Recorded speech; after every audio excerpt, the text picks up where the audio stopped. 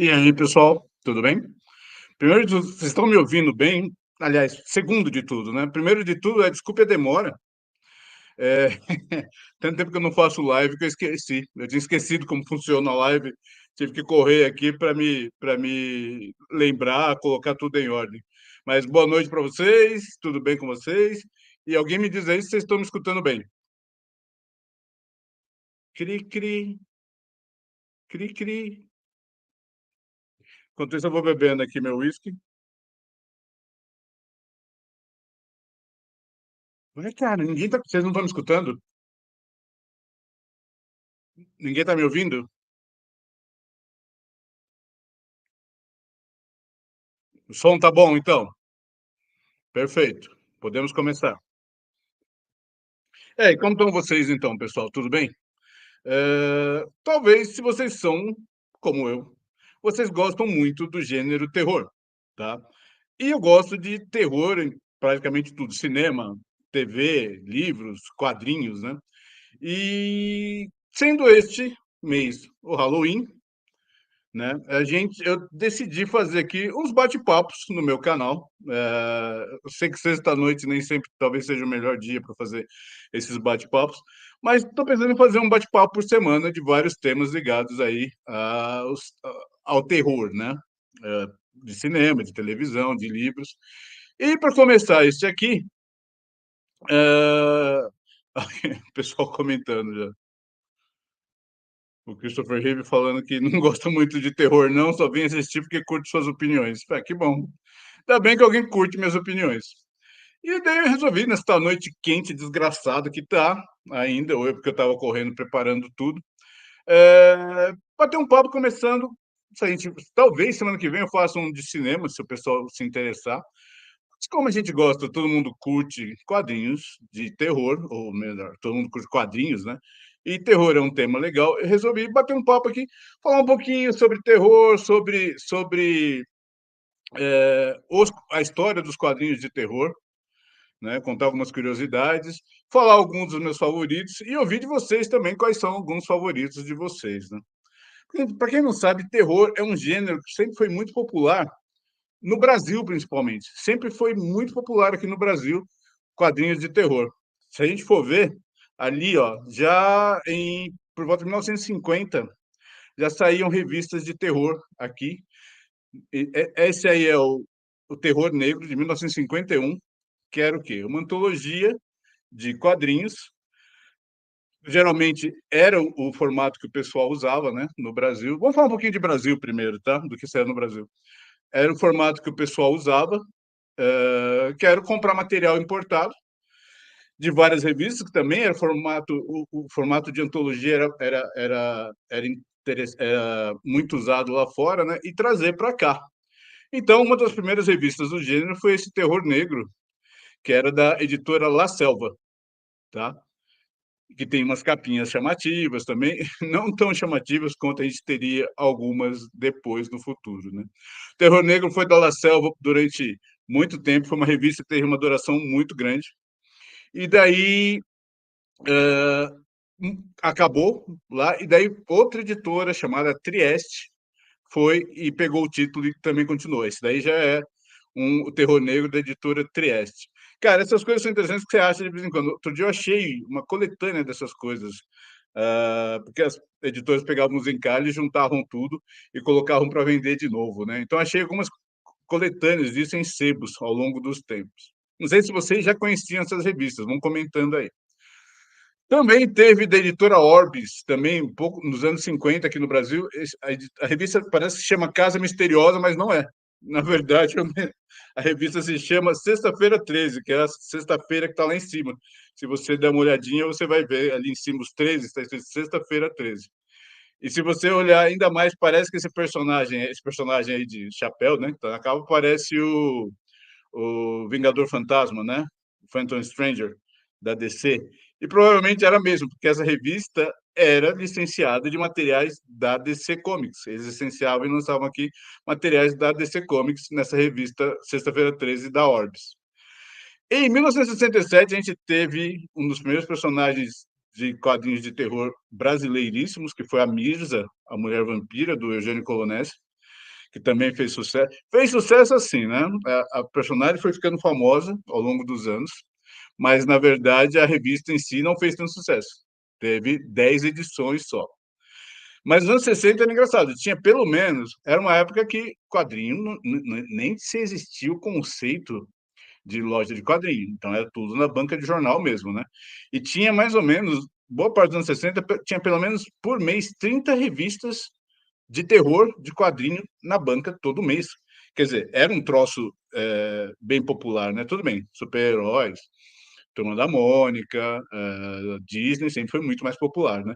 Mas quadrinho super-herói no Brasil, quadrinho de terror no Brasil também era uma coisa muito popular. Tanto que a gente teve também aí, ó, 69, O Estranho Mundo do Zé do Caixão, porque o pessoal não ia poder, não tinha como não usar, né, uma figura tão carismática desse universo de terror como o Zé do Caixão e não colocar um quadrinho dele, né, cara. Aliás, passou por mais de uma editora esse O Estranho Mundo do Zé do Caixão. Algum de vocês leu isso na sua vida, conheceu, esbarrou nisso, né? Daí, em 1976, já pulando, a gente teve a revista que eu considero um marco nos quadrinhos brasileiros, no mercado brasileiro de terror, que foi Cripta. Eu não sei se vocês já conhecem, a Devir andou republicando, né? Acho que a Devir, a Mitos, eu não sei, andou republicando algumas edições encadernadas aqui, especiais, com esse material da época. Cara, mas era a revista de terror. Eu acho até que o comecinho, que até foi esses encadernados saíram, não eram tão legais, não eram tão assustadores, tão marcantes quanto ficaram depois, tá? Mas era uma revista que chamava atenção. Ela era preta e branca, né? Era em preto e branco. Não sei se ela era exatamente formatinho, mas era um formato menor do que os quadrinhos americanos que a gente conhece hoje em dia. De vez em quando saíam uns especiais maiores, mas as capas, para começar, eram todas pintadas, cara, e eram muito chamativas. Então, assim, olha essa chamada dessa edição aí, dois. A Noite dos Dementes. Demente, aliás, é uma palavra muito interessante. Muitas revistas, muitas edições do Cripto usavam esse negócio demente. Meu Deus, ele é um demente, sabe? É muito engraçado. Mas, cara, olha o apelo que tinha isso, né? Mais uma capa aqui, ó. E olha o nome da história ali embaixo. A prole da coisa medonha. Você vê uma capa dessa, uma chamada dessa, para quem é fã de terror, é meio impossível deixar de comprar, cara. E eles tinham algumas séries, né? Porque esse material era originalmente da Warren Publishing, que era a mesma que publicou Vampirella aqui, né? Assim, lá nos Estados Unidos. E até de vez em quando aparecia a Vampirella, né? Ó, outra capa, outra coisa, capa legal. E as chamadas eram muito diretas, né? A coisa morta. E era legal porque eles também tinham algumas coisas de ficção científica um pouco. Eles pegavam umas séries originais e iam dividindo nas revistas. Cara, Cripta foi uma coisa. Acho que ela teve 130 edições, né? Era da RGE. E eu acho que foi uma das revistas que mais durou de quadrinhos, assim, passou de 100 números no Brasil. Uma capa dessa, né, cara? Imagina. O centro da capa do King Kong, só que os caras trocaram por uma loira ali em cima do prédio. Outro apelo que tinha muito grande na cripta era, além de uma violência extremada, assim, o sexo. Sempre tinha, naquela época, 1976, 77, 78, tinha muita mulher sem roupa. Homem nem tanto, né? Porque o público era mais masculino mesmo. Mas tinha muita mulher sem roupa e era parte do apelo. Aí teve, ó, pela editora Noblé, um almanaque da Vampirella, que saiu também. Olha a chamada, né? Terror, sexo, violência, né? Que era exatamente para pegar, como pegar o público, né? Apelar diretamente. Essas capas, boa parte dessas capas que eu estou usando aqui, aliás, eu peguei lá do Guia dos Quadrinhos, que é o site do Edson Diogo, que compila toda a história dos quadrinhos no Brasil, né? Aqui, ó. Eu vou colocando uns comentários também, tá, galera? A gente tem pouca gente, então acho que ninguém vai se incomodar. Aqui, ó. Gustavo, Cripta marcou época mesmo. Minha mãe não me deixava ler, mas um tio meu me emprestava escondido. É, Veja, não era muito um gibi para criança, né? Não era exatamente para criança aquilo ali, né, cara? A gente lia porque a gente, sei lá, né? Não era muito normal já também na época, né? O, o Trigo comentando que Cripta fiz questão de completar todas as 3 gerações. Ô, Trigo, você tem todo, cara, o Cripta? Então lembra de mim no seu, quando você, brincadeira, brincadeira, mas, ó, lembra de mim no seu testamento, tá, cara? Ó, Eduardo Rato também aqui. Era assim, comecei a ler aos 5 anos. Era assim o quê? Agora eu já me perdi. Qual que foi a pergunta que eu comentei, ó? O Trigo também, ar frio, melhor comercial de ar-condicionado. Cara, eram umas histórias muito bacanas e muito, muito doidas, cara. E eram pesadíssimas, assim, pelo menos que eu me lembre, né? Hoje eu não tenho mais nada do Cripta. Aqui, em 76, teve outro sucesso em banca de jornal, que foi a Block começar a publicar. A Block tinha a licença da Marvel, né? Então eles começaram a publicar o quê também? Outro gênero, como quadrinhos de terror era um gênero muito, muito popular, eles começaram a publicar os quadrinhos de terror da Marvel aqui.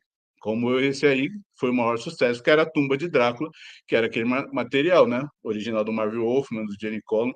Só que eles usavam aqui as capas, eles gostavam muito de lançar essas revistas com capas pintadas. Então eles usavam muitas capas das outras revistas do Drácula que saíam, que eram umas revistas, aspas, mais para adultos.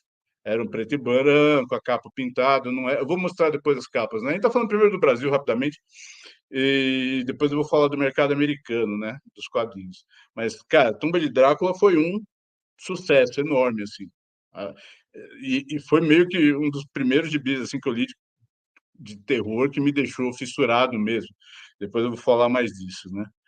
Aí, além da Tumba de Drácula, né, que era o material lá do Jenny Colin. Eles lançaram também Frankenstein, a Block lançou. E era legal essas revistas, cara. Era o formatinho, né? Mas sempre tinha internamente, nas páginas centrais, pôsteres de filmes, ou até de ilustrações, e matérias sobre cinema de terror. Foi aí que eu comecei a conhecer muito de cinema de terror, filmes da Hammer, filmes da Universal, outros filmes até mais independentes, por causa dessas materinhas que eles colocavam. Tinha também Aventuras Macabras. Podem notar em cima, tudo era Capitão Mistério apresenta. Era o selo deles, né? Para terror, era esse guarda-chuva Capitão Mistério apresenta. Se a gente for ver nessa capa, ó, tem o Christopher Lee como Drácula, tem o Barnabas Collins, que era de uma novela de terror americana, que foi desse que o Tim Burton refez o filme, né? Que era o House of Shadows. House of Shadows? Alguém me. Trigo, você que é bom nisso, me vê. E tinha lá até o Blácula, né? Ao fundo. De vez em quando, algumas das capas nem tinham muito a ver com o que estava indo dentro da revista, tá? Teve também o Lobisomem, também era o da Marvel, né? Que era o Jack Russell da Marvel. Vocês estão ouvindo uns bangs aí, não sei, é que estão soltando fogos aqui. Deve ter chegado algum material em algum lugar, vamos dizer assim. E teve a Múmia Viva, também, que também era um material da Marvel, né? Esse daí, material de 76, acho que de repente o pessoal lembra mais, né? É mais, como, assim, não é que seja exatamente recente, né? Aqui o pessoal está comentando sobre o Cripto, né? Gustavo, pena que a Devir e a Mitos não conseguiram publicar tudo de Creepy por aqui. O Eduardo Rato falando preferia histórias fantásticas. Quero da Block mesmo, é isso? Aqui, ó. Isso é uma coisa. Por isso que esse público é o melhor público aqui, ó. Eduardo Rato. Inclusive, algumas HQs publicadas em PB no original, aqui eram publicadas em cores e ficaram melhores. Tipo Vampiros da Neve, que eu não lembro exatamente qual que é esse Vampiros da Neve, que o Rato já me falou dele. Eu tenho que procurar essa história. E aqui, tanto o Gustavo quanto o Rato me lembraram que era, exato, Dark Shadows, que era o filme do Tim Burton, e que era uma novela antiga de terror, né? O Trigo tá lembrando, ó, isso que é bom ter um público mais velho, mais idoso, mais experiente, ó. Dark Shadows passou a primeira temporada na Band. E E o Rata tá lembrando que os Vampiros da Neve eram vampiros desenhados pelo Esteban Maroto. O que eu achava curioso dessas capas pintadas, cara, eu tô suando, não sei vocês, dessas capas pintadas da Block, é isso aqui, por exemplo, tá vendo essa capa da Múmia? Olha que interessante, né? Talvez eles não tivessem uma capa apropriada para edição, então eles pegavam algum artista, deixa eu tirar o Rata da tela para o pessoal poder ver mais o Rata, só um segundo. Aí você pegava um artista e falava, olha, se inspira aí em alguma coisa. E aparentemente, muito da inspiração era a Espada Selvagem de Conan, cara. A revista que já existia na época, né? Ó, se você for ver, notam algumas semelhanças aqui. Tem essa aqui também, essa capa da Múmia, né? E que se você procurar um pouquinho, você encontra isso aqui, né? Os caras, assim, se inspiravam na cara dura, né? Mas era uma época legal, cara, era uma época legal. Depois que a Marvel saiu da Block, a Block perdeu a licença, praticamente boa parte, né, para Abril. A Abril lançou o Terror de Drácula, que era continuava do ponto onde tinha parado mais ou menos a Block com o Tomb of Dracula, e que só durou 11 edições na Abril. Porque não vendia bem? Não, vendia bem. O problema era outro. O problema, na verdade, é que os caras da Abril não queriam. A Abril não queria lançar gibi de terror, né? Eles tinham todo aquele portfólio de quadrinho infantil, estavam começando ali com Heróis da TV, Capitão América, que já nem era muito o tipo de coisa que eles gostavam de lançar, né? Cara, daí o Drácula pegou. A gente conta isso no livro, inclusive, no Império dos Gibis. Se você não conhece, o livro que eu escrevi, eu e o Manuel de Souza, né? Procura o site da editora Heróica e você pode comprar, que é exatamente a história dos quadrinhos na Abril, eu fazendo propaganda. Mas a verdade é essa. A Abril não quis mais lançar, porque eles achavam que ia trazer problemas. O pessoal, acho que teve umas cartas de reclamação até, né? Do pessoal. Então eles resolveram cortar. Curiosamente, depois que a Block perdeu os direitos da Marvel, eles começaram a lançar umas revistas feitas no Brasil mesmo, como isso aqui, Histórias Reais de Drácula. Como eram Histórias Reais de Drácula, eu não sei. Assim como também não sei como eram Histórias Reais de Lobisomem, né, cara? Que eram umas... Eles tentavam manter as capas pintadas, né? Depois eles pararam com isso, até desistiram. Mas era curioso, né? Eu não lembro, mas dessa época acho que eu já não lia mais. Aí, ao longo dos anos, foi correndo, anos 70, anos 80, teve outras revistas de terror que ficaram famosas, como essa aqui que começou como Doutor Espectro, mas depois se tornou apenas Espectro. E, cara, essa ilustração me parece que foi tirada de algum lugar também. Também teve alguma inspiração de outro lugar, mas eu não consegui achar de onde. Teve a Calafrio também, que foi uma revista que durou bastante no Brasil, que era, em grande parte, publicada no, por artistas nacionais trabalhando. E a gente teve ali em 95, né? Acho que uma das últimas revistas, alguém me corrige aí, regulares de terror nas bancas, que era a Vértigo, né? Que pegava o material da DC Comics de terror, de algumas épocas, assim, mais recentes, até mais, material mais dos anos 90 mesmo, e publicava. E só hoje, quando eu coloquei essa capa aí, que eu notei como esse John Constantine da capa é a cara do Christopher Walken, né? Alguém discorda? Cara, antes da gente passar, ver se tem mais alguns comentários. Estamos pouca gente aqui, então acho que está tudo sossegado. Aqui, Gustavo da Block, né? Famoso copia, mas não faz igual, né? É, só quase igual, né? Ô, Rata, Spectrum, uma das melhores de todos os tempos. Cara, me arrependo muito de não ter mais isso hoje em dia. Eu tinha muitas dessas revistas e não tenho mais, infelizmente, cara. O Rata também, inspirado no Dr. Spectre Gringa. Ah, é? Esse eu não sabia, não conhecia. O Trigo me falando que essas do lobisomem tinha inspiração em contos nordestinos e que a revista do Dr. Spectre é baseada num filme? Isso eu não sei, Trigo. Teve um filme aquele Doutor Espectro, não é aquele Doutor Espectro que foi uma tentativa de filme do Doutor Estranho, né? Que não deu certo. Não sei se é isso. Vamos comentando. Cara, daí a gente vai falar então do mercado americano. Tá bom, quadrinho de terror é legal, mas como é que começou esse negócio de quadrinho de terror, né? De onde veio esse negócio de quadrinho de terror? É muito do mercado americano mesmo. Essa revista aí chamada Eerie, que não tem a ver com a Eerie depois, né? O Eerie Creep, que virou o Cripta aqui, não tem a ver, mas é uma revista de 1947 e uma das primeiras revistas totalmente dedicadas a terror. Porque a gente sabe que ali, durante a Segunda Guerra Mundial, o que vendia muito, né? Gibi de super-herói. Super-Homem, Capitão América, todos aqueles Vingadores mascarados que lutavam, inclusive, contra os nazistas, contra os japoneses, né? Só que acabou a guerra, quando acabou a guerra, a popularidade dos títulos de super-heróis caiu muito. Daí o mercado de quadrinhos, todas as editoras começaram a tentar apostar em romance, quadrinhos românticos, quadrinhos de faroeste, quadrinhos de outros gêneros. E um deles foi o terror. Daí teve essa Eerie Comics, saiu em 1947, dessa Avon Comic. Engraçado que ele saiu em 47, depois ficou anos sem sair, só voltou em 51 a sair uma edição dessa revista. Mas até aí, outras editoras começaram a entrar na brincadeira. Começou daqui, ó. Essa é uma das revistas também consideradas uma das primeiras do gênero, que saiu em 1948, que é Adventures into the Unknown, né? Ou seja, Aventuras rumo ao desconhecido, né? Que também parecia uma revista bem bacana e também nesse esquema de antologia. Várias historinhas curtas por vários autores diferentes e vários temas diferentes, monstro, vampiro, lobisomem, bruxa, fantasma, né? Mas também eram umas capinhas interessantes, né? Eram umas capinhas interessantes, mas notam, porque a gente vai falar disso daqui a pouco, notem como essas capinhas eram até meio comportadas, né? Um casal entrando na casa, uns monstros, mas beleza, uns monstros sem atacar ninguém, né? Aqui já tem tudo bem, uma aranha gigante que vai atacar a moça, né? Ali, ó, vampiro entrando pela janela, mas não era nada muito pesado, não.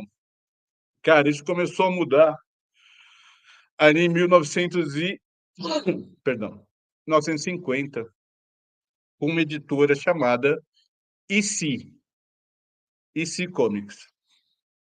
Essa editora originalmente tinha sido fundada pelo Max Gaines, que era um cara que já trabalhava com quadrinhos há muito tempo. Ele que fundou um daqueles selos que acabou se integrando à DC. Só um minuto, gente. Desculpa, garganta seca. Se não me engano, era National Periodicals, onde surgiu Lanterna Verde, surgiu Sandman da Era de Ouro, e que ele acabou vendendo depois, né, para o pacote da DC. E ele formou a editora dele chamada EC, que era o quê? Era uma editora chamada Educational Comics, quadrinhos educacionais. O que ele publicava? Biografias de gente famosa, quadrinhos religiosos, um monte de coisa desse tipo. E, cara, as vendas estavam muito mal, muito mal. O Max Gaines foi um dos caras, foi um dos fundadores do mercado de quadrinhos. Mas ele estava indo muito mal. O que aconteceu? Em determinado momento, ele morreu, cara. Ele morreu, deixou a empresa com uma dívida, à época, diziam, de cerca de $100.000, em 1950, puta grana. E o que aconteceu? A empresa, a editora, foi parar nas mãos do filho dele, que herdou, um cara chamado William Gaines, ou Bill Gaines, como ele ficaria mais conhecido depois. 19 anos, sem experiência nenhuma em administração, gostava de quadrinhos só, e não sabia o que fazer com aquela editora do pai. Daí, uns desenhistas da época, que trabalhavam para o pai dele, falaram, olha, a gente já vem falando para o seu pai há muito tempo que ele devia entrar na onda de gibi, de terror, que é isso que dá dinheiro. E foi o que o cara, o Bill Gaines, o William Gaines, resolveu fazer. Resolveu lançar uma linha de quadrinhos de terror. Daí, daí ele mudou o título só de Educational Comics, começou realmente só a usar o EC, né, como logotipo, e lançou algumas revistas que depois virariam muito famosas, que é Tales from the Crypt, que até virou seriado de TV, The Vault of Horror, Haunt of Fear, que era o mesmo esquema.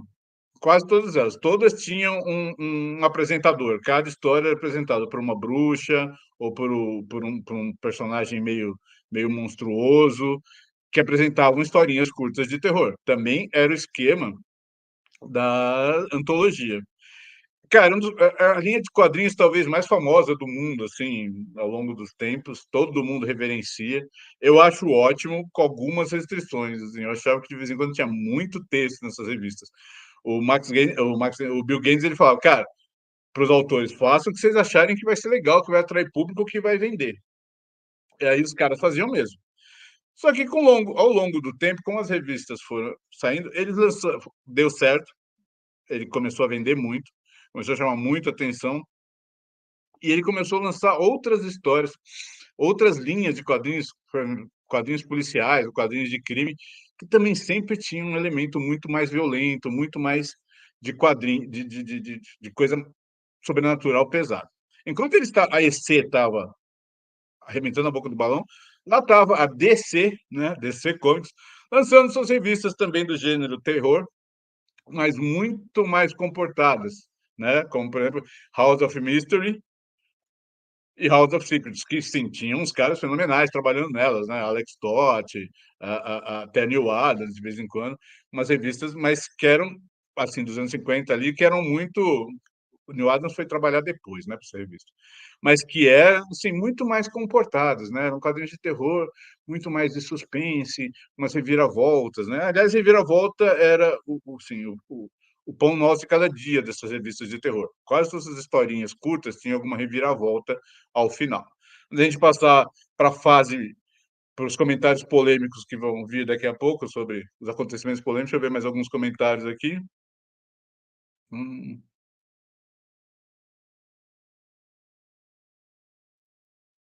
Bruno Oliveira, deixa eu ver se eu entendi essa pergunta. O Brasil, que sempre foi muito forte no gênero de terror, veio importado do ZOA ou já era forte antes mesmo de vir o material de lá? Cara, acho que começou muito vindo material de lá. Como eu falei no começo, eu não sei se você viu, aí teve alguns experimentos, né, no Brasil.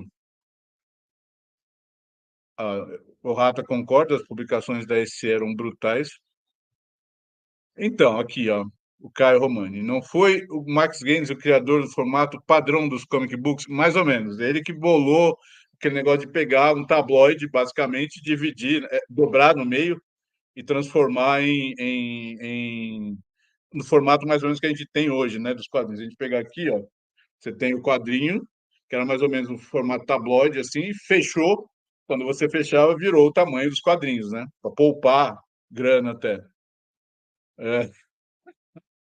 Aqui o Marcelo Fernandes não tinha gibi para homem, não? Não sei se você queria algum para o seu. Marcelo, para quem não conhece, é um amigo meu antigo, tá? Então não se preocupe que ele vai talvez fazer umas piadinhas. Cara, daí de volta a EC Comics, eles lançaram uma revista que chamava-se Crime Suspense Stories, que a rigor eram revistas policiais, né, sobre crimes, até uma outra história sobre crimes reais, mas que tinham também aquele negócio muito violento, um aspecto muito violento. Essa capa da edição 20 dessa história, cara, assim, praticamente eram histórias de terror sem ser oficialmente de terror. Essa capa já chamou muito atenção por ser uma capa muito violenta e teve reclamações à época, teve protestos, teve cartas, teve gente escrevendo para o seu representante no governo para reclamar dessa capa. Essa é a edição 20 desse Crime Suspensório. Daí veio a edição 22, que fez todo mundo esquecer essa da 20. Cara, essa daqui foi a capa, talvez a capa que mudou o mercado de quadrinhos americano. Por quê? Olha essa capa, o que que é? É a capa mais explícita do mundo sem ser explícita. O cara cortou a cabeça da mulher dele, talvez, e você vê só o corpo caído ao fundo e a cabeça na frente, né? Não dá para ver o corte, mas, cara, tá muito explícito o que aconteceu. E essa capa causou um rebuliço, uma revolta, causou uma confusão doida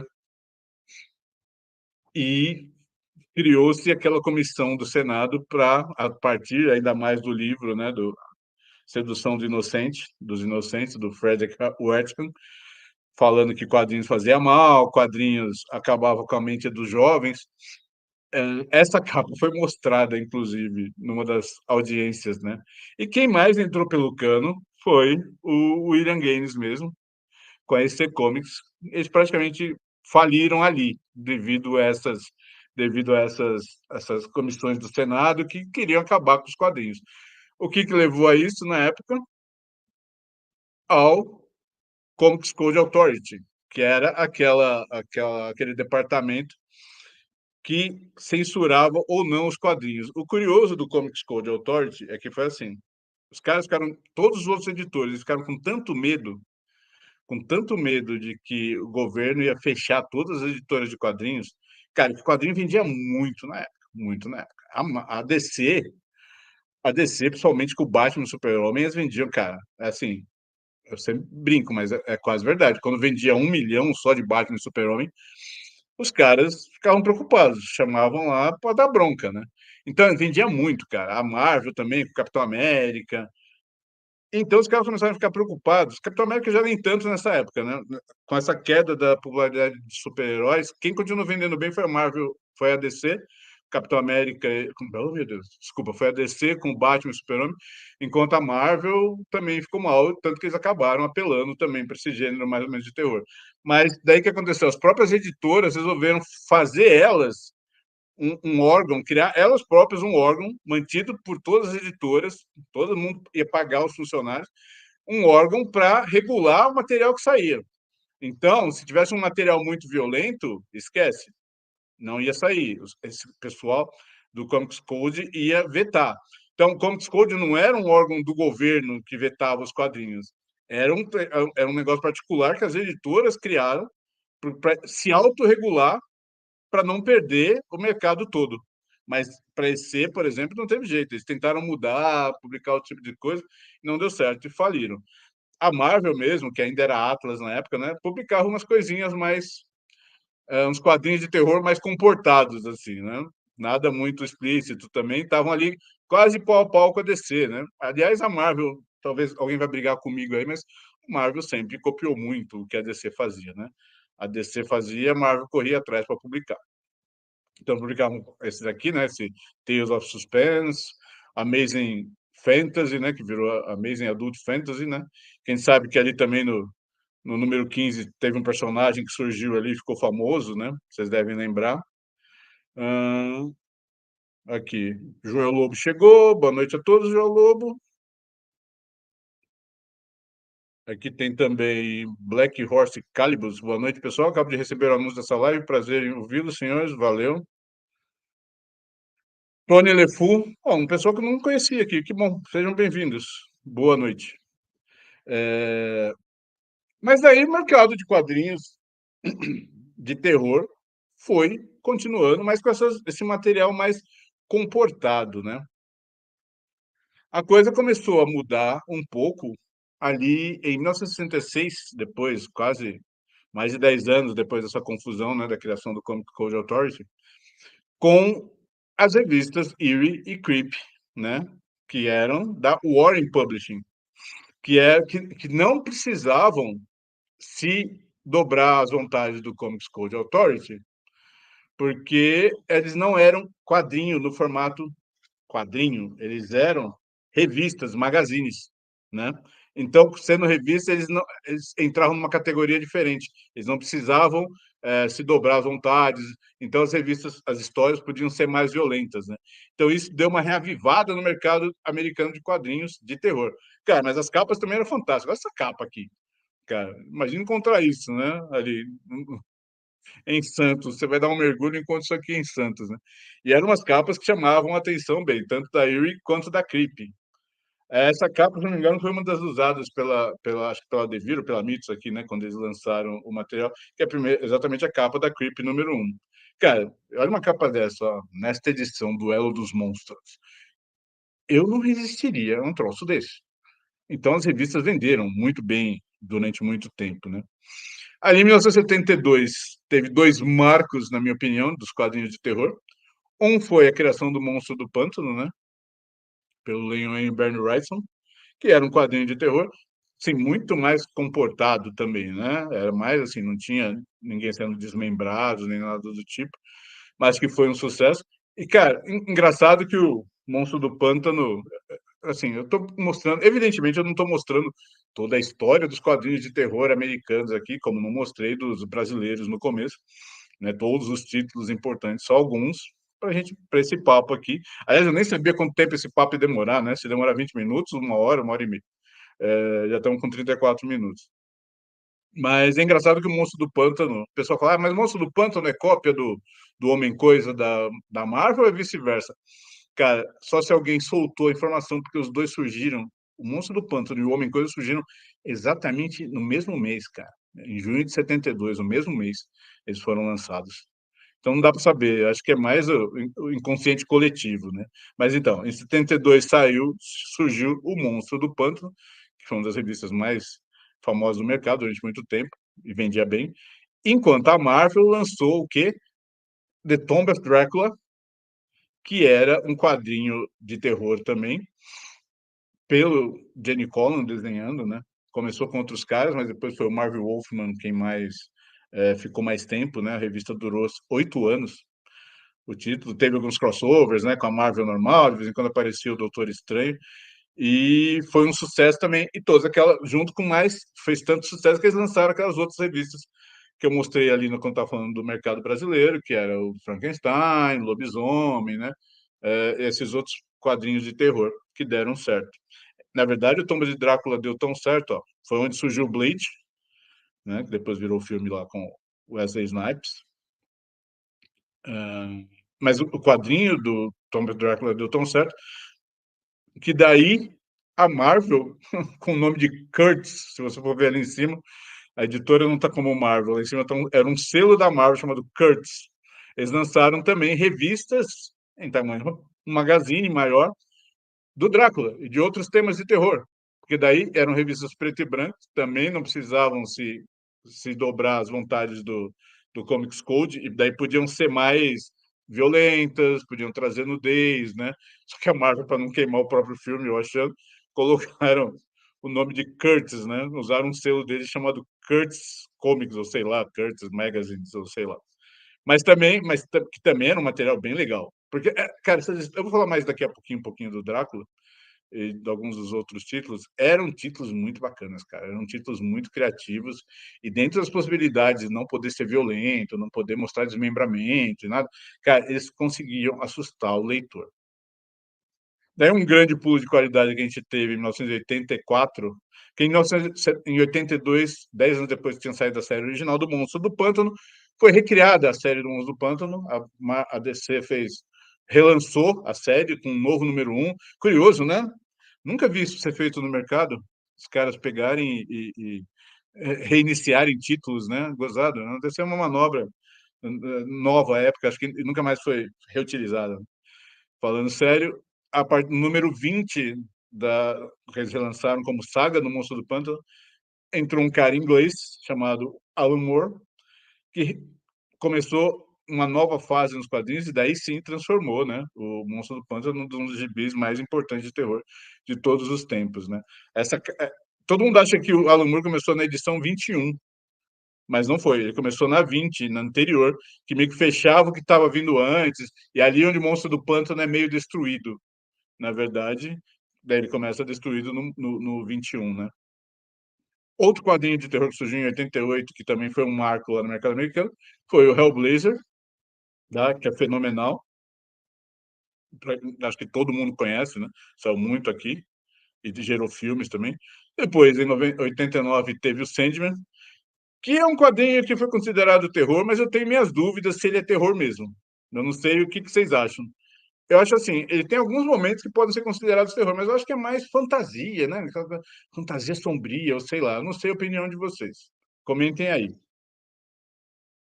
O interessante é que esse sucesso do Monstro do Pântano, do Hellblazer, do Sandman, acabou gerando o quê?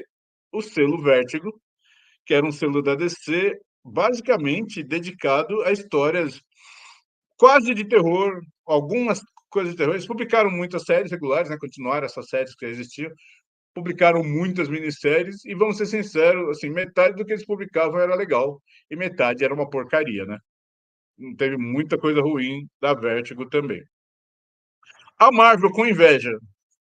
A Marvel com inveja do selo Vertigo, que fez sucesso na época, eles tentaram lançar um selo deles de terror assim, chamado Midnight Suns, que era um selo, né? Mas como era a Marvel, ia ser uma coisa meio super-heroística, que juntava, assim, no mesmo canto do universo, Morbius, o Motoqueiro Fantasma, Night Stalkers, que eram uns caras que tinham sobrado lá do Blade, mas um pessoal que tinha sobrado lá do de Vida da Tumba de Drácula. Tinha mais alguma coisa, cara, eu não lembro. Bicho, era uma porcaria isso aí.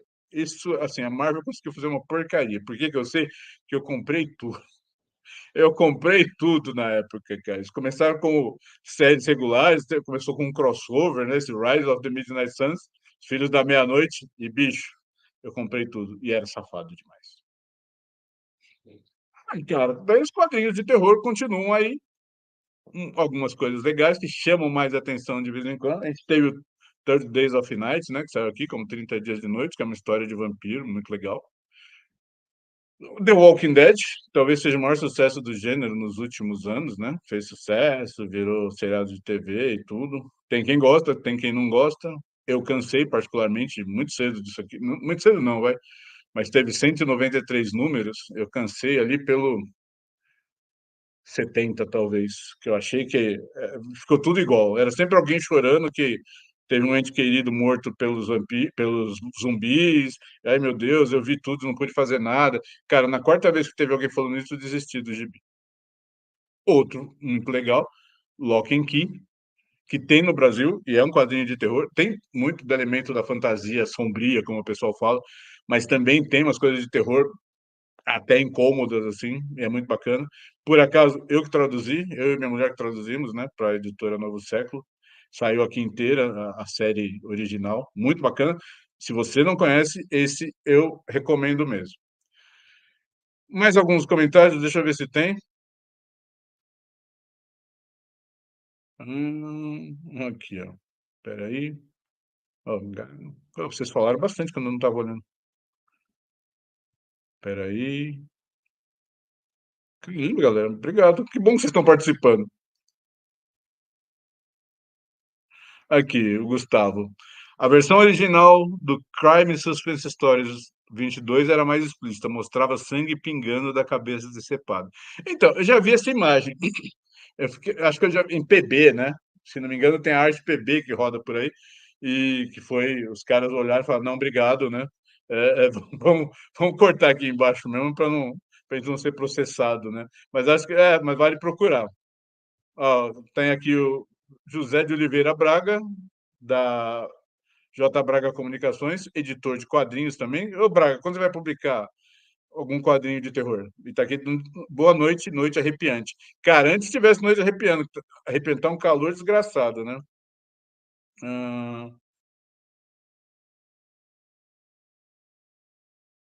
O Christopher Reeve comentando que, parte 1, a maneira como foi feita a campanha foi errada, mas foi correto limitar o acesso do público infantil pelo Comics Code a essas histórias. Acho que tem uma parte 2 dele aqui também, nesses comentários, que eu acho que eu passei aqui. Aqui. O FBI, por exemplo, constatou que a maioria dos serial killers consumiram na infância e adolescência pornografia violenta. Hoje temos classificação indicativa que o Comics Code reformulou, é isso? Não sei, acho que você digitou errado ali. Cara, eu não sei, eu sempre fiquei na dúvida quanto quadrinho pode incentivar alguém a, sei lá, a virar assassino, a virar, sei lá, a gente não leu Batman a vida inteira, a gente quis virar o Batman? Eu não sei. Evidentemente tem que ter uns critérios de idade, né? Porque não dá para deixar qualquer criança ler qualquer coisa, claro, dá mais de terror. Mas eu tenho minhas dúvidas de quanto essas coisas influenciam mesmo, né? Aqui o Tony LeFou de novo, adoro essas artes pintadas. É muito engraçado. A Vertigo no começo usava só capa pintada durante muito tempo, né? Depois foram mudando, porque capa pintada é mais cara também, né? Ah, sim, ó. Eduardo Rato, essa do Lobisomem e Drácula, que é a capa da Eerie, né? Produziram uma estátua, sim, muito bacana, né, cara? Hum, aqui. Tony LeFou falando que o Monstro do Pântano que ele mais gosta é esse, né? Do Len Wein com o Barry Wrightson, muito mais que o do Moore. Cara, eu gosto mais do Moore, mas eu gosto muito desse outro também, cara. Black Horse Caliburs, muito bom, uma aula de quadrinhos, parabéns. Ah, cara, não é aula não, mas eu que agradeço suas palavras, é só porque a gente gosta dessas coisas, né.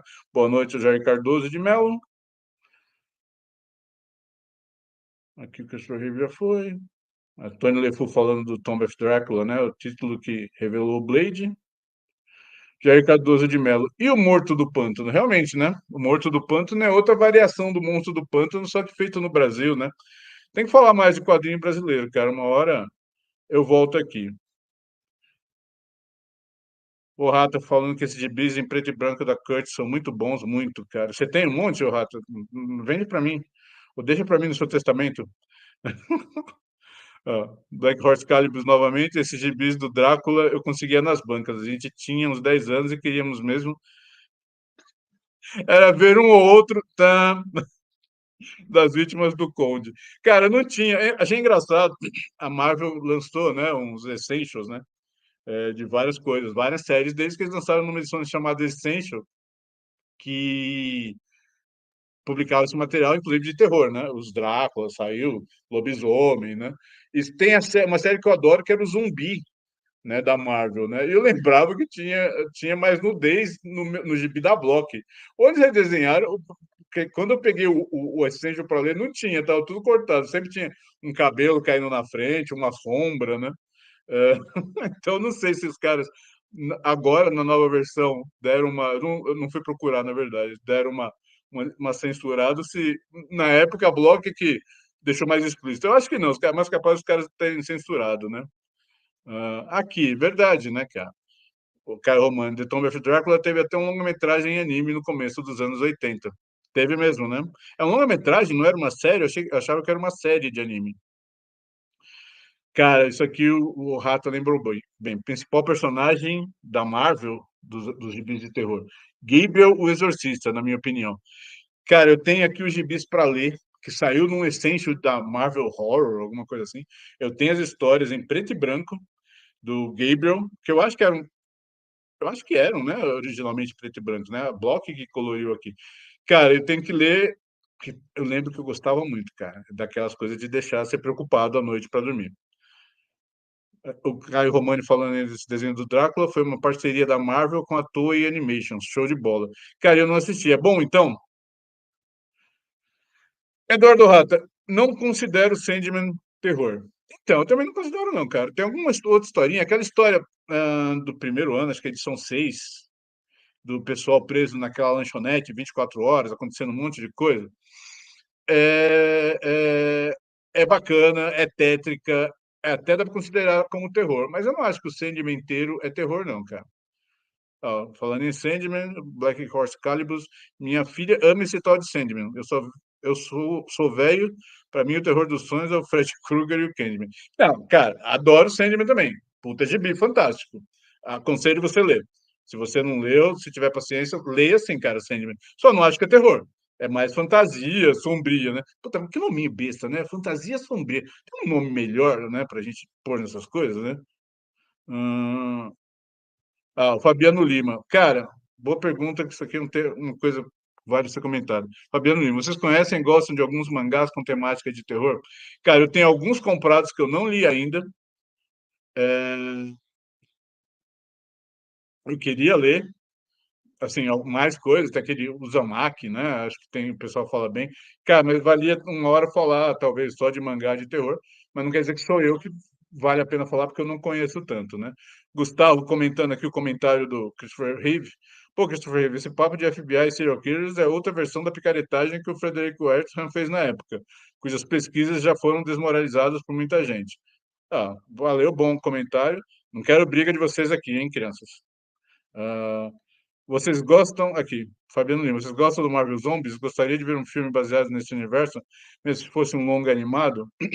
Ia ter alguma coisa disso, não ia ter nesses What If do Disney Plus? Eu não sei. Cara, eu li muito pouco, acho que eu só li o primeiro do Marvel Zombies. Eu vou falar a verdade que eu não curti muito, não. Mas não, então não sei, só li o primeiro porque eu não curti e não fui adiante, não, cara. Caramba, vocês falaram bastante, eu tô gostando, hein? Pera aí. O Gustavo falando do Ertl ainda, a pesquisa dele era basicamente chegar na FEBEM da época e perguntar para o delinquente juvenil se ele gostava de gibi. o gênio concluiu que uma coisa levava a outra. Fora que a molecada da época, exatamente para livrar o deles, né? O cara perguntava: ah, você é um criminosinho e você lê gibi? Ah, eu leio. Ah, então a culpa é do gibi. Cara, lógico que os caras, sabendo disso, começaram a falar que não, é porque eu leio gibi que eu fiquei assim. Então a culpa não é minha, né? A culpa é dos gibis, né? Gustavo falando, não esquecendo que todo mundo lia gibi na época, exatamente, né, cara? Até a gente, não na época, né, mas a gente também. Eu sempre falo que a gente não foi destruído pelos gibis, né? A gente não ficou mais doido pelos gibis. Eduardo Rato, só tem um probleminha na sua proposta de herança. Eu não estou a fim de ir a lugar algum no futuro próximo. Pô, Rato, aqui, Christopher Reeve, Sandman contém horror, mas com certeza é fantasia. Gustavo Dark leu, e ele que me indicou, aliás, o Marvel Zombies. Marvel Zombies é legal no começo, depois fica uma desgraça com os personagens do quinto escalão. Ah, tá. E teve um crossover com o Ash, né? Ou eu tô doido, com o Ash do Morte do Demônio? Ou eu tô doido? Ah, e aqui o Tony LeFou falando, sim, saiu na série What If, os Marvel Zombies. Eu não assisti, cara. Eu tô cansado desse MCU um pouco. Galera, quando eu comecei isso aqui, assim, eu divulguei isso aqui que eu ia fazer, eu nem tinha muita ideia do que eu ia fazer, eu queria bater papo sobre quadrinhos de terror mesmo. Então, o que que eu bolei? Assim, a gente começou falando de quadrinhos de terror no Brasil, né? Aqui acho que até tem mais umas coisas para indicar de quadrinho de terror que saiu recentemente, que fez sucesso. Assim, não indicar, na verdade, comentar, né? Teve esse Outcast do Robert Kirkman, que parece até um quadrinho legal, estou pensando em pegar para ler, que é de uma dupla, né? Que eles enfrentam demônios, demônios que possuem as pessoas. Teve o Gideon Falls, que eu comprei aqui em 2 volumes americanos, acabei não lendo ainda, mas que eu só li o primeiro volume normal, as primeiras, sei lá, 120 páginas, achei muito bom, daí comprei, porque o mercado tem esse negócio agora, né? Não tem mais banco de jornal nem nos Estados Unidos vendendo quadrinho praticamente. Então, são chega nas comic shops, chega nos pontos alternativos. E Marvel e DC nem tanto estão tentando assim pegar uma fatia do mercado de quadrinhos de terror. São as editoras independentes mesmo, né? A Image, a Boom Comics, quem mais? A Dynamite. Essas editoras é que estão trabalhando mais com quadrinhos de terror. Então, voltando, de qualquer maneira, a minha intenção era assim, bater um papo de terror. Falei, cara, de repente acho que vale a pena falar um pouco da história dos quadrinhos de terror, né, no Brasil, falando um pouco no começo, no mercado americano, como foi. E daí eu pensei em indicar alguns quadrinhos de terror que eu gosto muito, que é o que eu vou fazer agora, comentar rapidamente alguns quadrinhos de terror para quem conhece, alguns, claro, todo mundo vai conhecer, mas esses são alguns dos meus favoritos, cara. E até vou pedir desculpa porque tem algumas fotos que não estão legais desse material, porque de vez em quando é complicado achar foto de alguns produtos, assim. Muitas fotos, como eu falei, peguei no Guia dos Quadrinhos, assim, mas tem coisa que nem lá tem, de quadrinho gringo, né? E, cara, então eu vou indicar para vocês, ver o que de repente interessa, e se interessar, você sabe que hoje em dia, com a internet, dá para encontrar qualquer coisa, né, que a gente queira para ler, mesmo que seja em inglês, né. Então, ó, talvez meu quadrinho de terror favorito na vida seja mesmo Tomb of Drácula, a Tumba de Drácula, né, da Marvel. Cara, que eu li esse moleque e eu achava fantástico, cara.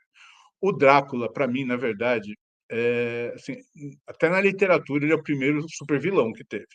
O cara tinha os poderes, ele era super egocêntrico, ele era maligno mesmo, cara, sabe? Daí, sei lá, os Vingadores, né, lá da Mina Harker, que vão enfrentar ele.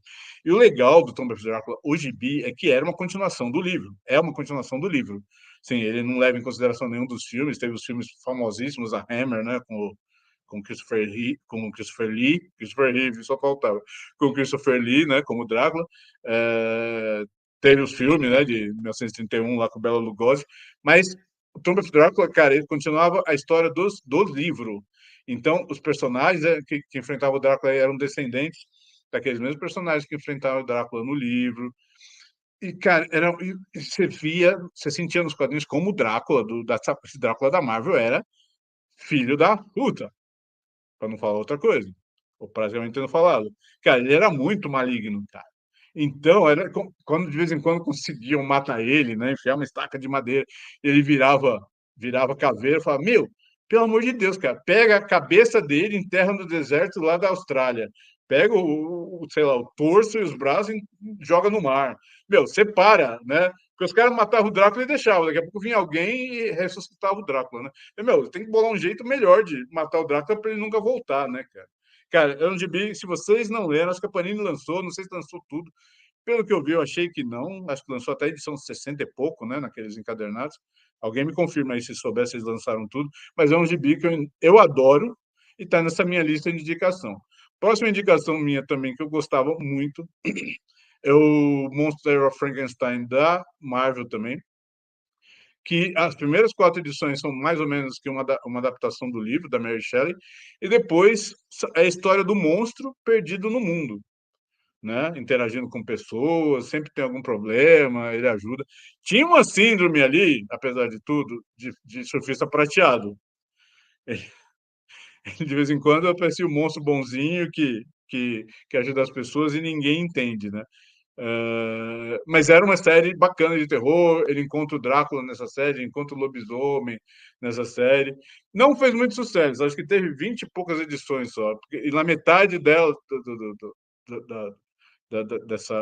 da publicação, como não estava vendendo mês, resolveram fazer um cambalacho, o monstro acaba congelado de novo, daí ele acorda nos anos 70, né? 1970, começa a história nos anos final do século XIX, mas daí o monstro perde a consciência e vai parar nos anos 70 para continuar ali. Nem assim durou muito, nem assim conseguiram segurar a onda, mas é um gibi bacana, se você tiver oportunidade, eu aconselho. Inclusive era do Mike Plug o desenho, né?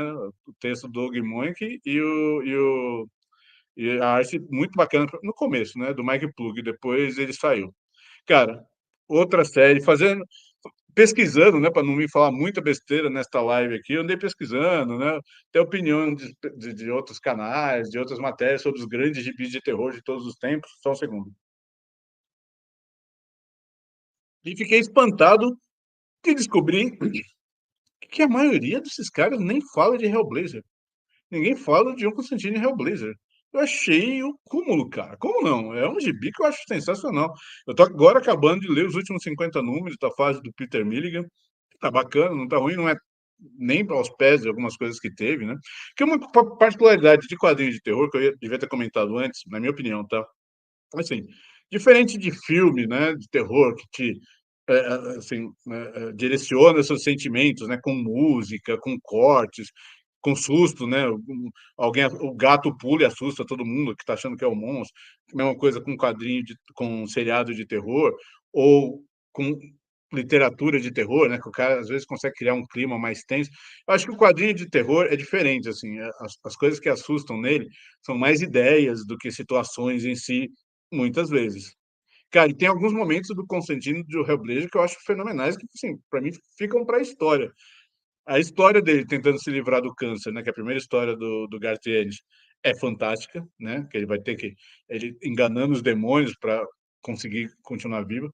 E, cara, e eu que já gosto de vampiro, tem uma história lá que depois que ele tá mal, o John Constantine tá vivendo na rua, ele enfrenta uns vampiros, querem matar ele. Daí uma hora tem os vampiros conversando e um deles fala para os outros, né, "Ah, o que eu gosto mesmo é de virar névoa, entrar numa mulher grávida e sugar o sangue do feto, aquele sangue puro, não sei o quê".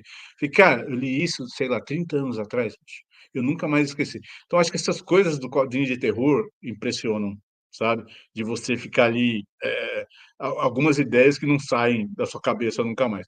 E o Hellblazer teve muito disso, cara. Então é uma série que eu acho fenomenal e com certeza tá ali muito no topo da minha lista. Hellboy, cara, a série inteira do Hellboy é fantástica. Mike Mignola, assim, é fácil falar que as pessoas são gênios, né? Mas o Mike Mignola, cara, assim, dentro do que ele se propõe a fazer no Hellboy, ele é um gênio.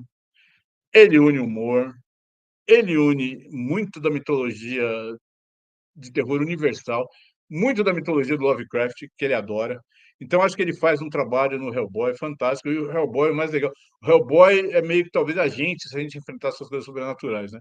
A gente ia querer enfrentar essas coisas sobrenaturais dando porrada.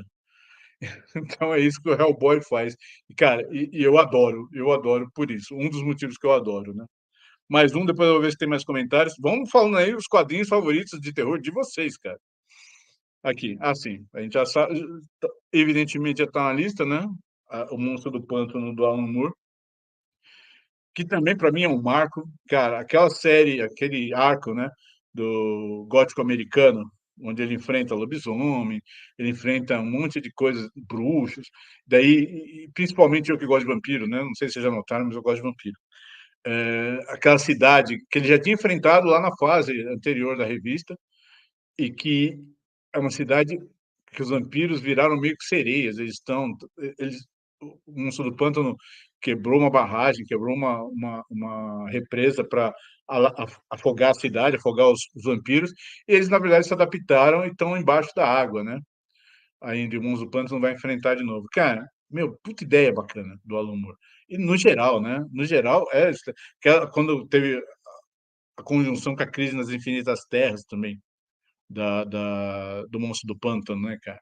Cara, aquilo ali tem umas imagens e umas ideias de pirar, assim.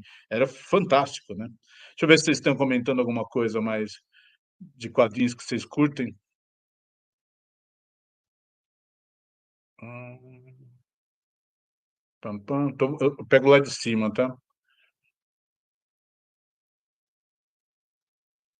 O Tony LeFou falando que o Outcast é muito legal, mas não saiu por aqui, realmente, infelizmente, né, cara? Tem uma edição na Amazon com a série inteira, 1.200 páginas, coisa do tipo. Tá caro. Um dia talvez eu compre.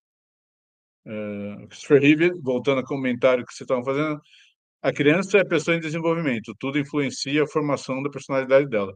Ainda que não influenciasse, é óbvio que temas como sexo explícito e violência brutal, e ainda que não influenciasse, é óbvio que temas como sexo explícito, alguém é contra? Não, claro que não, né, cara? Não tem mesmo que ter isso para criança, é o que eu falei.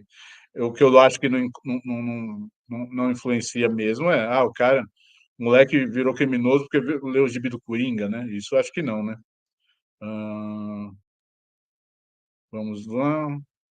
Aqui, o Gustavo falando. Comecei a ler Outcast do Kirk, mas não fui longe. Não é ruim. Eu é que acho que o tema Exorcismo é meio batido.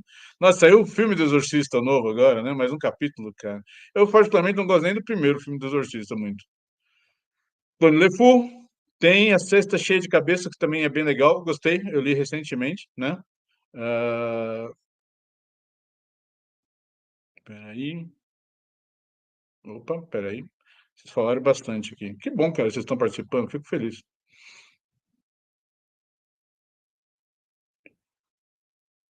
Black Horse Calibus. Eu também vejo tudo que sai do Conde, desde os filmes da Hammer e aquele do Murnau, Warlock. Esse da Marvel, o bicho era ruim. Ruim era, cara. Ele era mau, cara. Ah,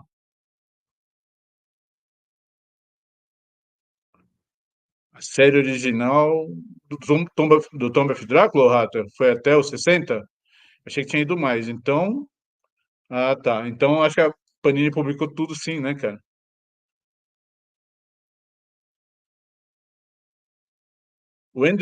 Joel Lobo. Andrew Bennett do iVampire, já teve algum arco memorável?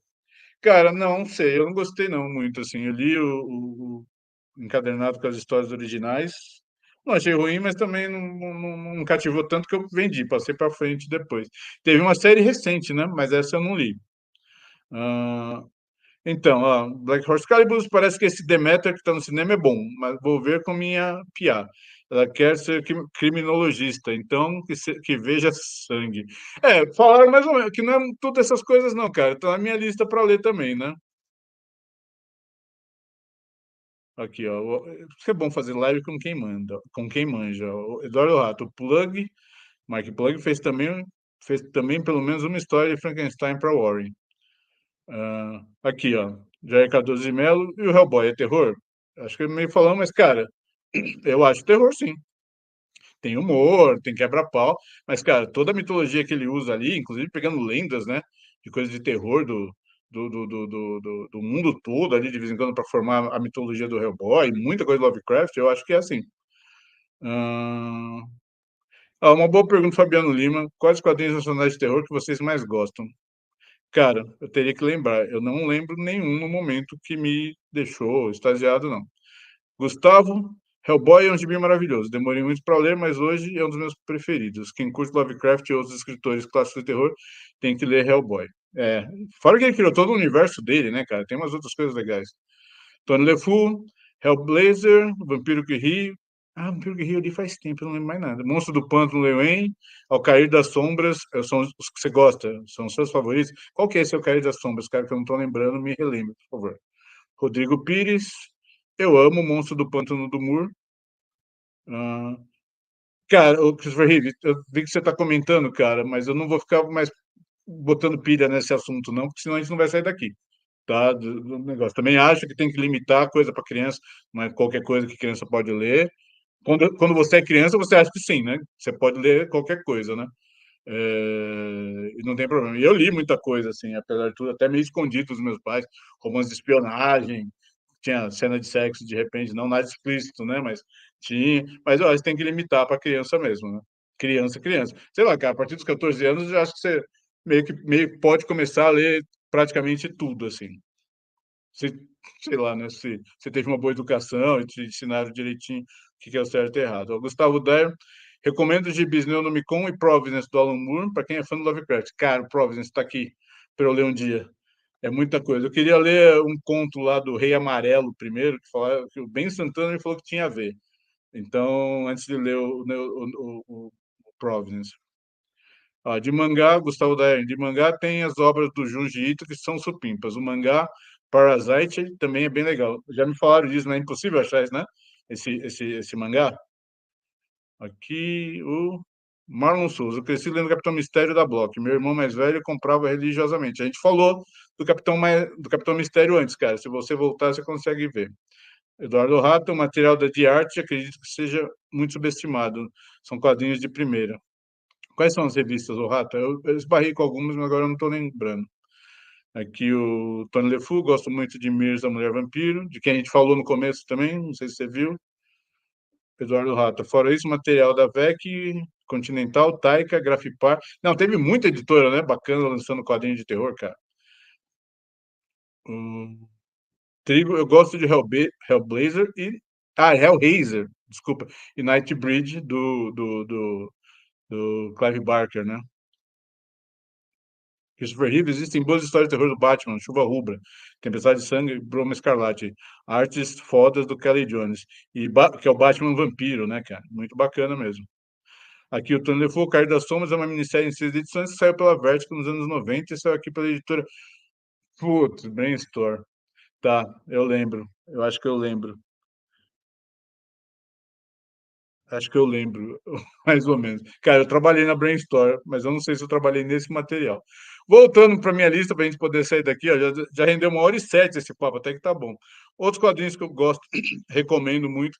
O Lock and Key, como eu falei, cara, tem uma pegada de fantasia, mas tem uns elementos de terror até quase pesados de vez em quando, assim, assim, tem umas situações meio angustiantes. Então, recomendo muito, tem tudo em português, saiu tudo no Brasil pela editora Novo Século, com a minha tradução e da minha mulher, inclusive. Então, eu recomendo, que é muito legal. Aí, Gustavo, Neonomicon, né? Tá na minha lista também, Alan Moore, Jason Burroughs, que é uma retomada do Lovecraft também. Teve um cara, um jornalista ligeiramente pedante aí, que veio falar para mim que leu. Achei muito babacão. Eu falei, cara, mas você não achou legal as ligações que ele cria com Lovecraft? Ah, que eu nunca li Lovecraft. Bom, então não é que o material é babacão, né? Você que é desculturado, né, cara? Não vai dar para achar que um material que faz só referências ao Lovecraft vai ser legal se você nunca leu Lovecraft, né? Cara, esse quadrinho aqui, assim, daquelas coisas que ninguém conhece. The Living and the Dead. Como que é a história? Tem um médico, começa numa vilazinha da Suíça, uma cidadezinha pequena, chamada. Não importa como é chamada, importa o nome do médico, que acho que é Johann Schmidt, que é um médico jovem ainda, é, recém-casado, há pouco tempo, que leva uma vida calma, e ele tem uma tia, que meio que é a patrona dele, né, na cidade, que tem um namorado muito mais jovem, mas doente. Então, um dia esse namorado dela morre. Então, esse é um quadrinho que é engraçado. É difícil. Se você contar muito, você estraga qual é a grande surpresa. Então, eu vou contar sem tentar spoilerar para vocês. E daí, esse namorado da tia morre, e a tia vai falar com esse Johann. Fala, Johann, eu preciso que você faça aquilo que você sabe. Aquilo pelo qual você teve que fugir da sua vida anterior. Então, eu preciso muito que você me ajude a trazer de volta o meu amado, nem que você tire o cérebro dele e coloque num outro corpo.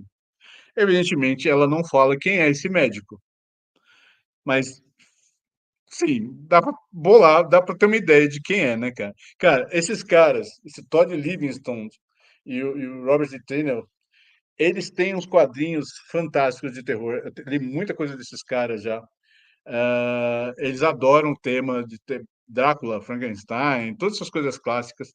Eles fazem uns quadrinhos muito legais. Cara, e esse quadrinho é um que eu recomendo pra cacete, se vocês puderem, conseguirem achar, procurar aí pelas internets da vida. É um negócio, é violento, porque daí o quê? O namorado acaba voltando à vida, daí ele quer fazer isso que ele fez, aconteceu com ele, com um monte de gente, ele começa a matar gente para trazer de volta à vida, ele cria um teatro de horrores, assim, onde essas pessoas que voltaram à vida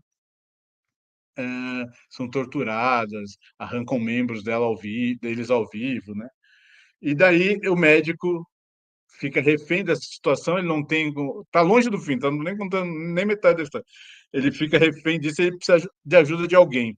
Então, talvez você já tenha entendido quem é esse médico, na verdade. Cara, gibizão, recomendo. Outro gibi da Marvel que é fantástico, cara, era o do Solomon Kane, os gibis do Solomon Kane que a Marvel lançou, que era um puritano ali em 1500 e pouco, 1600 e pouco, que enfrenta, cara, de tudo. Na Marvel, ele assim, também é baseado nos contos do Robert E. Howard, né, o criador do Conan, mas a Marvel extrapolou assim um pouco na mitologia do personagem, ele enfrentou o Drácula em algum momento. Cara, mas é um gibi de terror fantástico. Inclusive, eu tenho uma edição que a Dark Horse lançou, preto e branco, todas essas, que saía nas revistas preto e branco, boa parte dessas histórias. Saíram até no Conan, né? Aqui saía, né? No Solomon Kane saía no Conan, aqui na Espaço Selvagem de Conan da Abril. E tem umas histórias que, sinceramente, são de arrepiar ou de deixar incomodado. Então, é um material que eu também recomendo. E teve uma série, né? Acho que em 6 partes, que até, se não me engano, o desenho é do Howard Chaykin, ou pelo menos parte, que também é bacana. E quem falou aí, Hellraiser. Cara, eu não gosto do Clive Barker. Tudo que eu tentei ler de livro dele, não gostei. Os filmes do Hellraiser eu também não sou fã. O Gustavo Dyer, que está aqui, é fã. Eu não gosto, cara, mas o quadrinho, do pouco que eu li, que foi o que praticamente o que Abril lançou, eu achei fantástico. Eram historinhas curtas também, meio ligada, né, essa mitologia dos cenobitas, e tem umas histórias fantásticas, e uma que eu não esqueci nunca é da menina perdida no quarto escuro. Vocês lembram disso? É o cara, né? Na verdade é um cara. O marido perdido no quarto escuro, e que daí entra no quarto, ele vê uma luz lá longe de uma porta, ele entra, daí tem uma outra luz de uma porta também, mais longe ainda, e ele vai, ele nunca consegue sair de lá, até um final surpresa, né? Também, não sei se vocês leram, fantástico. Dylan Dog, se a gente for ver, é quase, né, a mesma pegada, de certa maneira, do John Constantine, só que tem mais humor, né? Ou John Constantine, né, como me falaram que na verdade é a pronúncia, mas tem mais humor. Mas, cara, também outro gibi muito bacana, que até não é assustador, geralmente, mas as ideias de terror são tão legais que vale ser lido. Esse aqui é um que eu recomendo, e eu ia lançar no Brasil isso. Eu tinha feito. A Gal Editora tinha comprado os direitos e ia ser lançado aqui. Só que esse mercado está tão bagunçado, tem tanta concorrência que o pessoal desistiu, achou que não vai. Cara, Midnight. É uma menina, uma repórter que investiga uma série de assassinatos numa faculdade que fica em cima de um morro, em cima de uma montanha perdida. E daí estão matando uma série de meninas, uma série de alunas, e ela investiga. Só que tem, cara, muita reviravolta. O Richard Salla era um cara fantástico, ele tinha umas ideias fenomenais, uns conceitos de terror que ele usa são bacanas. Ele tem esse traço, né, meio doido. Quem lembra do Liquid Television, da MTV, ele fez uma série lá dentro, que eu não lembro o nome agora, dentro do Television tinha uma série que era criada pelo Richard Sala. Cara, ele usa uma violência muito doida, ele usa umas ideias muito bacanas e tem uns elementos sobrenaturais muito legais nesse gibi. Tem outras obras dele muito bacanas, mas o Mad Night, se vocês não conhecem, eu recomendo procurar e ler. Esse aqui chama Boneyard. É quase a história que você já viu num monte de filme, sei lá, do Jerry Lewis. Espera que eu vou ter que tomar uma coisa, senão vou perder a voz. É terror com humor, basicamente. É um cara que ele recebe de herança um terreno da família de um tio dele, e quando ele chega para descobrir qual que é o terreno, é um cemitério. Não apenas é um cemitério, como é um cemitério habitado por monstros. Então tem uma vampira, que é aquela moça na janela que ela se apaixona. Tem uma monstra da Lagoa Negra, que é casada com Frankenstein e fica toda com ele. Tem um lobisomem. É um material muito bacana também. Não é, evidentemente, de dar medo, né? Não é terror, é terrir, mas quem puder se interessar, ou gosta desse tipo de coisa, é bacaninha, é bem escrito, tem umas surpresas legais. Isso aqui, ó, pra quem não gosta do Clive Barker, né? Tô me, tô me, me contradizendo. Cara, é um gibi da Eclipse chamado The Yeteri and Jack, que é baseado num conto do Clive Barker, né? Só que esse daí, assim, o roteiro foi adaptado pelo Steve Niles, que é o cara do 30 Dias de Noite, e a arte do John Bolton, que é esse cara, pintor fantástico do mercado de quadrinhos. E a história do quê? É um demôniozinho invisível, que vai morar na casa de um cara normal, porque o cara não sabe, mas a família dele foi amaldiçoada há muitos anos. E o demônio vai lá para enlouquecer o cara. E o demônio começa a fazer de tudo. Faz ele queimar comida, sabe? Queima aparelho, tá assistindo televisão, queima aparelho de televisão. E começa a fazer uma série de coisinhas para deixar o cara louco. Porque a ideia dele é assim, porque se o cara perder completamente a razão, ficar transtornado, ele perde a alma dele, porque é essa que tem a ver com a maldição.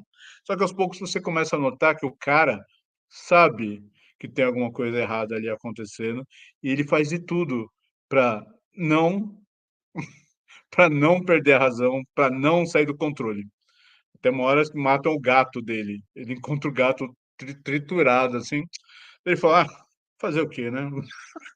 Cara, é muito engraçado, assim. Talvez eu deva dar uma outra chance pro Clive Barker um dia. Mas esse gibi, para quem tiver oportunidade, é muito bacana, é muito bonito. Cara, esse aqui, The Eternal Stone. Essa é uma das fotos que eu só consegui essa foto aí para mostrar. E que horrível, né, cara? Assim, mas, assim, acho que como para dar para entender um pouco, tem umas imagens internas aqui, assim, também, para mostrar para vocês. Que é um gibi muito bonito, cara. Arte pintada, de Scott Hampton. Não, Scott Hampton? É Scott Hampton. E é a história de um grupo, 4 meninos, que eles sabem que teve um assassinato na cidade que eles moram, mas ninguém sabe. Né? Teve um assassinato misterioso há um tempo, ninguém sabe nada, e eles começam a investigar. Eles começam a investigar, só que o fantasma, possivelmente o fantasma da pessoa morta, começa a ajudar eles. Só que de um jeito muito inusitado, cara. É um gibi muito bacana, saiu como uma graphic novel. Eu tenho numa edição, olha isso, eu tenho numa edição da Heavy Metal, saiu numa edição da Heavy Metal. Eu já procurei para achar. No tempo que eu trabalhei na Devir, uma vez chegou lá, mas era de um cliente, num papel bonitão, assim, uma edição, essa edição mesmo, aliás, capa dura e tudo. Mas eu tenho essa da Heavy Metal. Meu, puta gibi bacana. Quem não conhece, ou quer conhecer, ou sei lá, recomendo também. Estamos chegando perto do fim. Liberty to Chance, que é um gibi de terror meio Buffy, vai. Buffy Caça-Vampiros, que é um troço que eu gosto muito, para quem não sabe, que é sobre uma menina chamada Chance Faulkner, que ela mora numa cidade grande e tudo, e ela é filha de um investigador paranormal, que é um investigador paranormal mundialmente famoso. Só que um dia ele meio que some, e ela que fica no lugar dele, enfrentando ameaças sobrenaturais. Cara, é mais leve, é do James Robinson, que é um cara que eu já gostei muito, né, do Starman. Então tem umas pegadas de Starman, tem muita referência a cinema, literatura de terror. É uma série ágil, é bacana, é um negócio que eu recomendo para meio que terror para todas as idades, assim, que é legal para adulto e legal para criança também. E assim, eu falei que eu já gostei muito de James Robinson, não é que eu deixei de gostar do James Robinson, só acho que ele não fez mais nada legal nos últimos, sei lá, 20 anos, né? Que valesse a pena.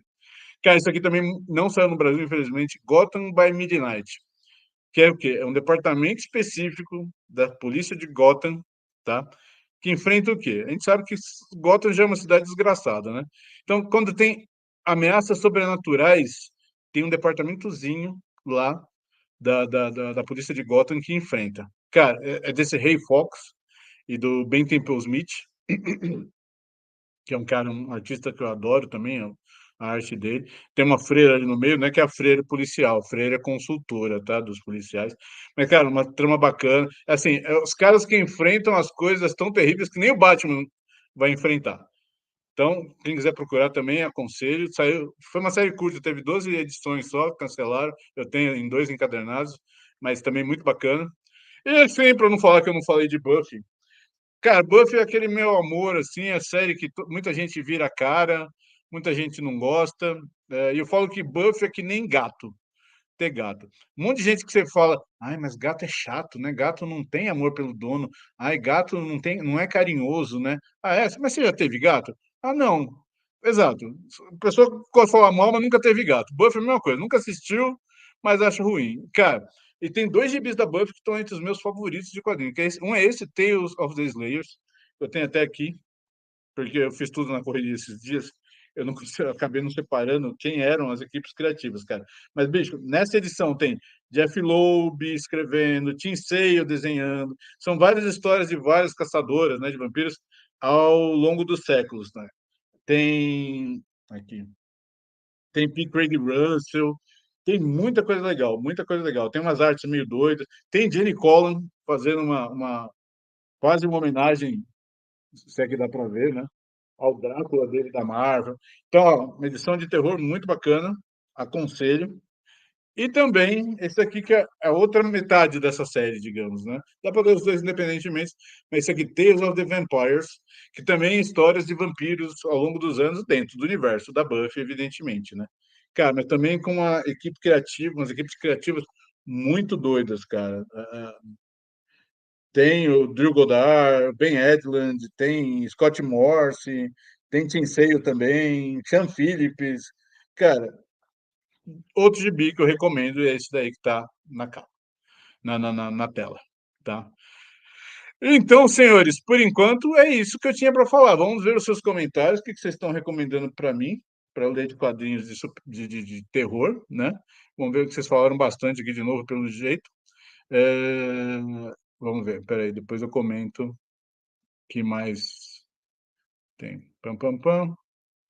Caramba, vocês falam, hein? A gente pede pra vocês falar, vocês falam, pô.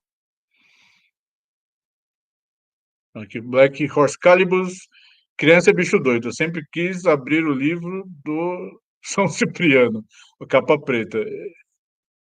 Mas de quem era? Ele não deixou, não, mas de quem era o livro? Já tinha 15 anos, disse que é um livro de um bruxo, é mesmo. Eu nunca abri esse livro também, não. Tô fora. O Eduardo Rato falando que dá de arte as revistas Calafrio e Mestre do Terror, é verdade, né?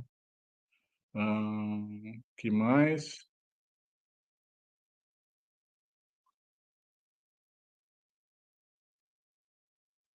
Calafrio, Eduardo Rato. Calafrio e Mestre do Terror foram editados pela de arte do Rodolfo Zala. Uma curiosidade, numa conversa da minha mulher com o Rodolfo Zala, ela descobriu que o Zala era tio dela. Engraçado, né? Que ele veio da Argentina e tinha um ramo da família da minha mulher, da minha sogra, na verdade, que era da Argentina. E eles descobriram que eles eram parentes. Esse Cair das Sombras, arte pintada de John Van Fleet e feito com rotoscopia. Nossa, que doido.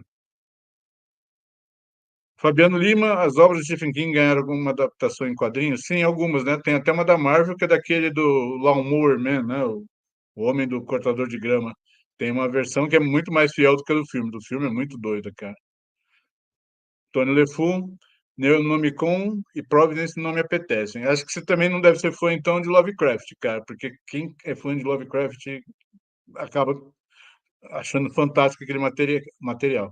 Christopher Reeve, não esquecer o Drácula de Bram Stoker do Mike Mignola. Cara, eu tenho isso aí na edição 4 edições originais, com um monte de cards do Mignolo e de outros caras. É um gibi fantástico. Aqui saiu numa versão preto e branco, também saiu numa versão colorida, alguém sabe isso? Mas é um material que eu recomendo também, cara. Ah, aqui, o Tony Lefort. Live and the Dead é muito foda, queria muito por aqui. Ó, o cara conhece, hein? Parabéns, Tony. Ó, temos um conhecer aqui, cara. Li numa tacada só. Mas, assim, eu tenho uma graphic novel disso aí só. Saiu como série, minissérie? Ah, não. Você leu numa tacada só e você sentou e leu de uma vez, né, cara? Quando ler for, pode crer, cada um melhor que o outro. Agora já não sei do que você está falando, demorei para ler, né? Então, Le Fou de novo, Hellraiser da época, que foi uma série maneira demais. Tem uma com arte de John Van Fleet, falando de um artista que marcou muito. Ah, que te marcou muito, desculpa. Cara, eu não tô vendo mais nada, acho que é o suor aqui na tela, desculpa. É. Trigo. E Ethel Jack, a vingança da Poliana. É mais ou menos isso mesmo, cara. Ó, o Wilson Simonetti chegou cedo para a próxima, né, Wilson? Ó, Gustavo, com referência assim, também sou muito fã de Buffy e de James Thompson. Livre to Chance já foi para a lista de leitura. Cara, pode ler, fantástico.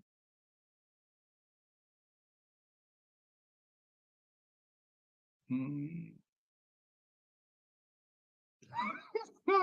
O Simoneta, por causa do meu comentário da Buffy, falando, cara de pau, cansa de falar, não vou assistir, mas não gostei. É, cara, que eu tenho poder mutante de saber se eu vou gostar antes ou não, né? Não, cara. Quantas vezes eu já não li, já não assisti um troço? Ah, não vou gostar. Daí acaba assistindo e gostando, né? Ah, o Braga, Zorro e Drácula é bem bacana. É um que saiu aqui. Acho que saiu aqui, né, cara? Eu li em inglês isso aí, mas acho que saiu aqui. Aqui o Gustavo Dar, Drácula do Minhola, saiu em PB aqui pela Mina. Então, gozado, daí me dá a impressão que alguém falou que ia relançar em colorido, né? Que o original é colorido, né? Estranho, mas posso estar errado. Galera, estamos encerrando aqui, então, na verdade.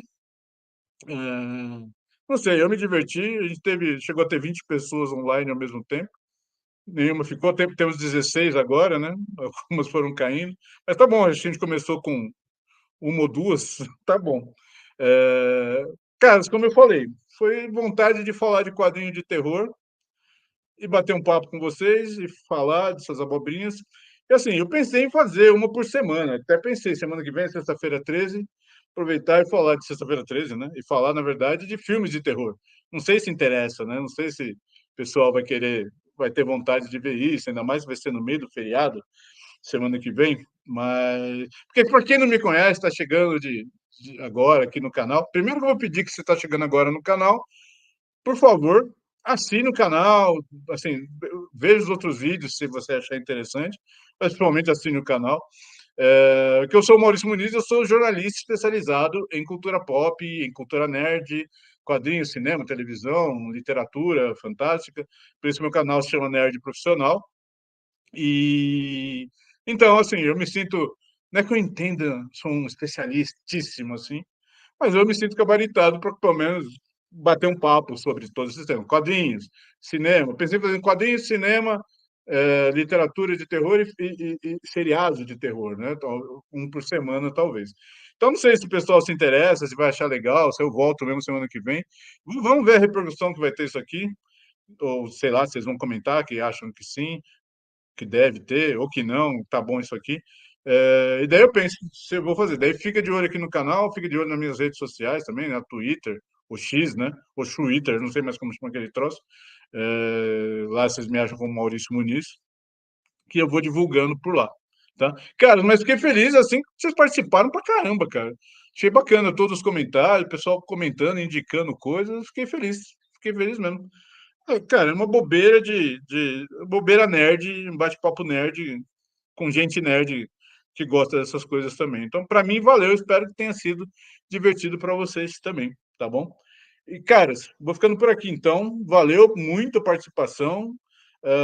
Valeu as indicações que vocês me deram. Espero que as minhas indicações de quadrinhos de terror tenham valido a pena, que vocês curtam também. Vou fazer mais uma rodadazinha rápida aqui dos comentários, vai. Assim, ó, o Braga falando que o Zorro e Drácula saiu aqui em duas edições. Cara, eu lembro mais ou menos disso. É uma coisa que eu gostaria de reler, porque foi muito tempo que eu li. Tony LeFou falando, cara, foi muito legal essa live, que bom. Gustavo, sexta 13 é um dia legal para falar de filme de terror, sim? É, vamos ver. Vamos ver se eu vou ter paciência, saco e tudo, né? Mas vamos sim, ó. Fabiano Lima, um abraço a todos e nos vemos na próxima. Se der, fale do filme de terror, mesmo não sendo um fã do gênero, mesmo você não sendo fã. Entendi. Eu sou fã pra caramba. Adoro. E tem umas coisas para indicar também que meio fora da curva aí, que talvez vocês não conheçam, né? Tony LeFou, eu gostaria muito de uma nova live, ainda mais de uma das autoridades de HQs. Quem é essa autoridade? Vamos lá buscar esse cara, né? Ah, Gustavo, acho legal, muito legal outra live semana que vem, já que os senhores desistiram mesmo do anteprograma, né? Infelizmente, no momento, a situação não está para fazer anteprograma. Tony LeFou, tu é foda, mano, já acompanho desde o tempo de abril. Abril não, que eu não fiz muita coisa na abril, tá? Fiz mais na Globo, cara. Na abril, o pessoal só falava mal de mim, acho que não, nem isso falava. Uh, Olha isso, trigo. Boa noite a todos. Chegou a hora de trabalhar, que o trigo trabalha à noite. Descobri que o YouTube fez o favor de me desinscrever do seu canal. Já estou inscrito de novo. Ô, YouTube, filho da puta, né? Tem muita gente já falou isso pra mim, cara. Tony LeFou. Fizeram, tô chamando de Twitter, eu também tô chamando de Twitter, né? Não sei mais o nome daquilo, né? Christopher Reeve, teu único defeito é demorar muito pra fazer live. Pô, vocês gostam de mim, cara? Eu vou ficar emocionado aqui, né? Gustavo, valeu, papo, abraço a todos e até a próxima. Wilson Simoneto, o Frankenstein do Bernie é bom. Ah, é. É mesmo, né, cara? Não falei disso. É que não é quadrinho exatamente, né? É e não é, né? Assim, é o livro ilustrado, né? Mas é lindo aquilo, né, cara? Vale falar. Quem sabe eu falo no de literatura de terror, eu falo desse, né? Black Horse Calibus, muito bom, valeu.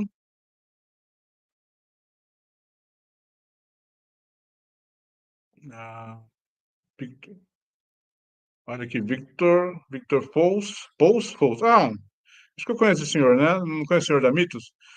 No Drácula em quadrinhos seria uma boa. Cara, eu tenho uma minissérie de quadrinhos do ano Drácula, que é uma série literária que eu acho fantástica. É uma continuação do Drácula, se o Drácula tivesse dado errado. Se o Drácula, para quem não conhece, o Drácula tivesse dominado a Inglaterra ali no tempo da Rainha Vitória.